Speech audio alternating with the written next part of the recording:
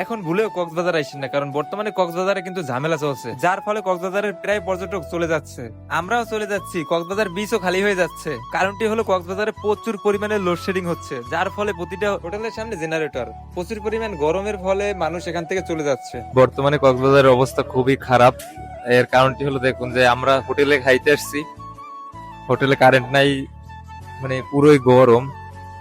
তো কক্সবাজার আসার আগে একটু ভাইবে আসেন যে বর্তমান অবস্থা কিন্তু খারাপ, ব্যাপক পরিমাণে কারেন্ট যায়, কারেন্ট থাকে না এখন বর্তমান। দেখেন আসছি ভালোভাবে, কিন্তু ঘামাই গেছে। তাই আমার মতামত হবে আপনারা কক্সবাজার কিছুদিন পর আসেন, এখন বর্তমানে একটু লোডশেডিং এর প্যারা, তাছাড়াও এখন একটু সিজন চলে, যার ফলে হোটেল ভাড়াও কিছুটা বেশি মনে হচ্ছে আমার কাছে। তার উপরে আবার বারবার কারেন্ট যায়, এটি হলো আরো বড় একটি প্যারা।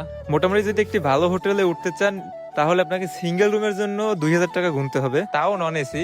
এসি নিলে আপনাকে অবশ্যই 500 বা 1000 টাকা বেশি দিতে হবে, আর বেশি দিয়েও লাভ কি, এখানে তো কারেন্টই থাকে না। ভিডিওটি ভালো লাগলে অবশ্যই একটি লাইক কমেন্ট শেয়ার দিয়ে আমার সাথেই থাকবেন।